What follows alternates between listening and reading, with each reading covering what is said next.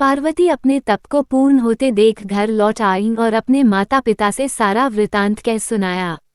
अपनी दुलारी पुत्री की कठोर तपस्या को फलीभूत होता देखकर माता पिता के आनंद का ठिकाना नहीं रहा। उधर शंकर जी ने सप्तर्षियों को विवाह का प्रस्ताव लेकर हिमालय के पास भेजा और इस प्रकार विवाह की शुभ तिथि निश्चित हुई। सप्तर्षियों द्वारा विवाह की तिथि निश्चित कर दिए जाने के बाद भगवान शंकर जी ने नारद जी द्वारा सारे देवताओं को विवाह में सम्मिलित होने के लिए आदरपूर्वक निमंत्रित किया और अपने गणों को बारात की तैयारी करने का आदेश दिया।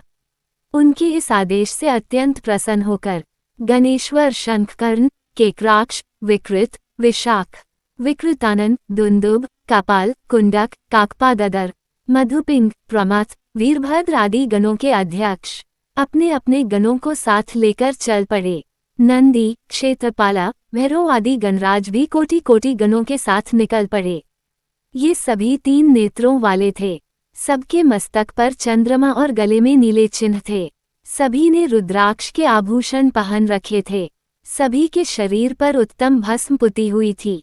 इन गणों के साथ शंकर जी के भूतों, प्रेतों, पिशाचों की सेना भी आकर सम्मिलित हो गई। इनमें डाकिनी, शाकिनी, यातुधान, वेताल, ब्रह्मराक्षस आदि भी शामिल थे। इन सभी के रूप, रंग, आकार प्रकार, चेष्टाएं, वेशभूषा, हाव भाव आदि सभी कुछ अत्यंत विचित्र थे। किसी के मुख ही नहीं था और किसी के बहुत मुख थे। कोई बिना हाथ पैर के ही था तो कोई बहुत से हाथ पैरों वाला था। किसी के बहुत सी आंखें थीं और किसी के पास एक भी आंख नहीं थी। किसी का मुख गधे की तरह, किसी का सियार की तरह, किसी का कुत्ते की तरह था। उन सब ने अपने अंगों में ताज़ा खून लगा रखा था। कोई अत्यंत पवित्र और कोई अत्यंत विभत्स तथा अपवित्र गणवेश धारण किए हुए था। उनके आभूषण बड़े ही डरावने थे। उन्होंने हाथ में नर कपाल ले रखा था। वे सबके सब अपनी तरंग में मस्त होकर नाचते गाते और मौज उड़ाते हुए महादेव शंकर जी के चारों ओर एकत्रित हो गए। चंडी देवी बड़ी प्रसन्नता के साथ उत्सव मनाती हुई भगवान रुद्रदेव की बहन बनकर वहां आ पहुंची। उन्होंने सर्पों के आभूषण पहन रखे थे। वे प्रेत पर बैठकर अपने मस्तक पर सोने का कलश धारण किए हुए थीं। धीरे धीरे वहां सारे देवता भी एकत्र हो गए। उस देवमंडली के बीच में भगवान श्री विष्णु गरुड़ पर विराजमान थे। पितामह ब्रह्माजी भी उनके पास में मूर्तिमान वेदों, शास्त्रों, पुराणों, आगमों, सनकाद महासिद्धों, प्रजापतियों, पुत्रों तथा कई परिजनों के साथ उपस्थित थे।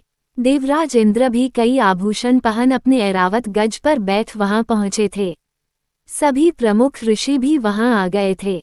तुम्बुरु, नारद, हाहा और हुहु आदि श्रेष्ठ गंधर्व तथा किन्नर भी शिवजी की बारात की शोभा बढ़ाने के लिए वहां पहुंच गए थे। इनके साथ ही सभी जगन माताएं, देवकन्याएं, देवियां तथा पवित्र देवांगनाएं भी वहां आ गई थीं। इन सभी के वहां मिलने के बाद भगवान शंकर जी अपने स्फुटिक जैसे उज्ज्वल सुंदर वृषभ पर सवार हुए। दूल्हे के वेश में शिवजी की शोभा निराली ही छटक रही थी। इस दिव्य और विचित्र बारात के प्रस्थान के समय डमरुओं की डम डम, शंखों के गंभीर नाद, ऋषियों महर्षियों के मंत्रोच्चार, यक्षों, किन्नरों, गंधर्वों के सरस गायन और देवांगनाओं के मनमोहक नृत्य और मंगल गीतों की गूंज से तीनों लोक परिव्याप्त हो उठे। उधर हिमालय ने विवाह के लिए बड़ी धूमधाम से तैयारियां की और शुभ लग्न में शिवजी की बारात हिमालय के द्वार पर आ लगी। पहले तो शिवजी का विकट रूप तथा उनकी भूत प्रेतों की सेना को देखकर मैना बहुत डर गईं और उन्हें अपनी कन्या का पाणिग्रहण कराने में आनाकानी करने लगीं। पीछे से जब उन्होंने शंकर जी का करोड़ों कामदेवों को ले जाने वाला 16 वर्ष की अवस्था का परम लावण्यमय रूप देखा तो वे देह गेह की सुधि भूल गईं और शंकर पर अपनी कन्या के साथ ही साथ अपनी आत्मा को भी न्योछावर कर दिया। हर गौरी का विवाह आनंदपूर्वक संपन्न हुआ।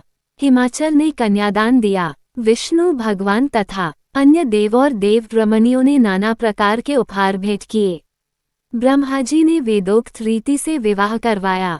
सब लोग अमित उत्साह से भरे अपने अपने स्थानों को लौट गए।